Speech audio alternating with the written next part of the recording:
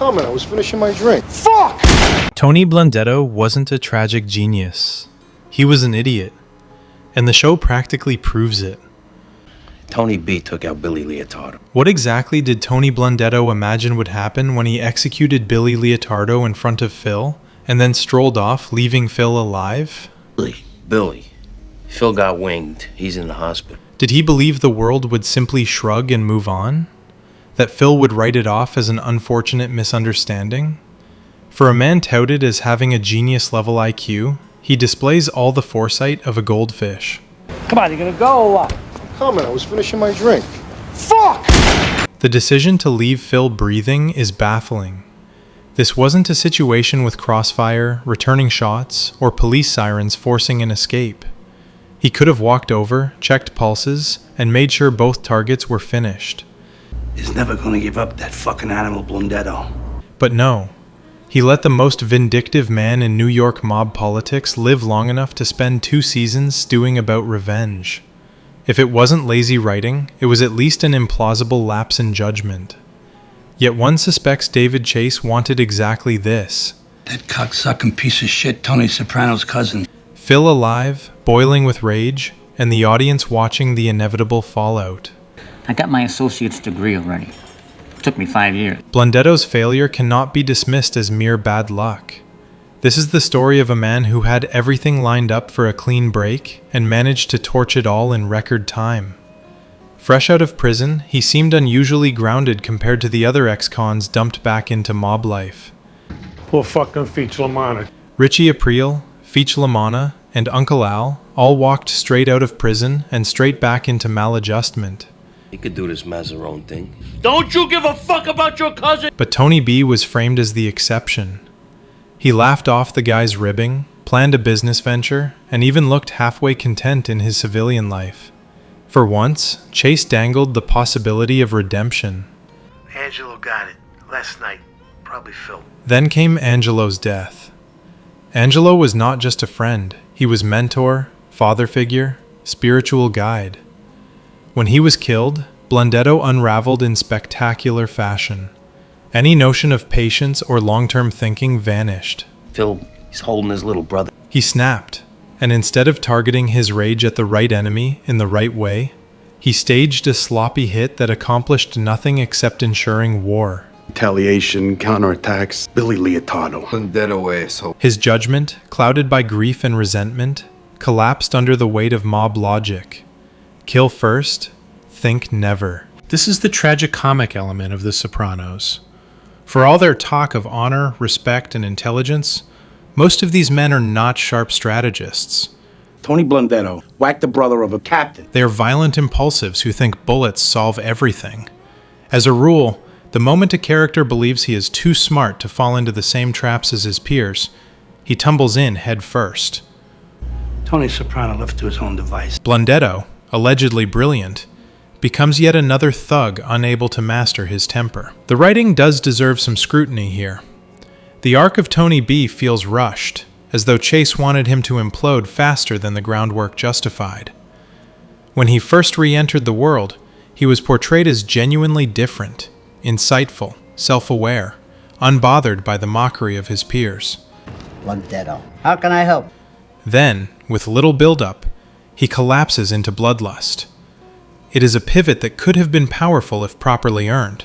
I stake you the money in the storefront. Imagine his business plan with Mr. Kim collapsing, his attempt at legitimacy failing spectacularly, forcing him back into the life. Instead, the show gave us the illusion of stability and then yanked it away in one rash decision. Tony knows what has to be done. Tell John where to find Tony Blundetto. By the time Tony B was executed, the audience's investment had already waned. There are behind-the-scenes whispers about this storyline being altered. Some blame Robert Loggia's health struggles as Feach Lamana. Others point to Buscemi's film obligations. Chase himself admitted he wrote Tony B into a corner, necessitating his premature exit. He's right out of fucking jail. Whatever the reason, the collapse feels accelerated. Redemption dangled, snatched away, and resolved before it could simmer. You were right. Forensics has signed off on him. Still, the sloppiness of the hit itself demands explanation. Why not ensure Phil was finished?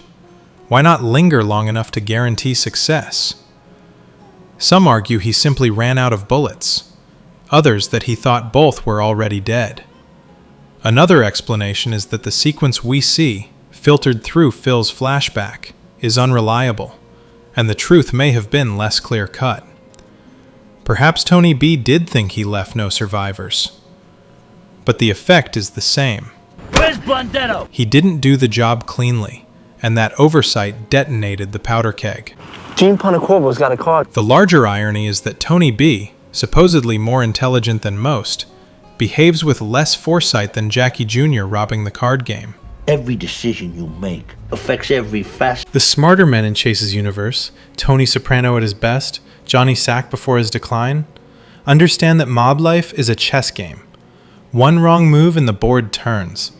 Blundetto acts like a toddler, flipping the pieces. His choice also underscores the broader stupidity of mob violence. Look, the color's not a kid is dead. Killing is never an intelligent solution. It is the act of people too short-sighted to resolve conflict with anything but bullets. How about faxes, emails? Make it even easier for the cop. The further human history progresses, the more forensic science and surveillance ensure such crimes lead to capture, or in the mob's case, bloody retaliation. The notion that Blundetto, or any of these men, is truly smart is a joke. They are charismatic, yes, sometimes cunning, but intelligence requires seeing beyond tomorrow. By that measure, every one of them is an idiot. My cousin will send me the funds to go through Canada. It is particularly absurd that Blundetto seemed to expect his cousin Tony's protection, as though a personal relationship could insulate him from the tidal wave of consequences. Killing Billy, a made man's kid brother no less, was not some minor dust-up. It's a fucking declaration of war. It was a declaration of war. That Blundetto thought Tony could smooth it over demonstrates just how delusional he had become. You need to go up to the farm and pick up your cousin. And so his end comes as no surprise. He began with every chance to reinvent himself, squandered it on a fit of rage, and left behind a trail of chaos.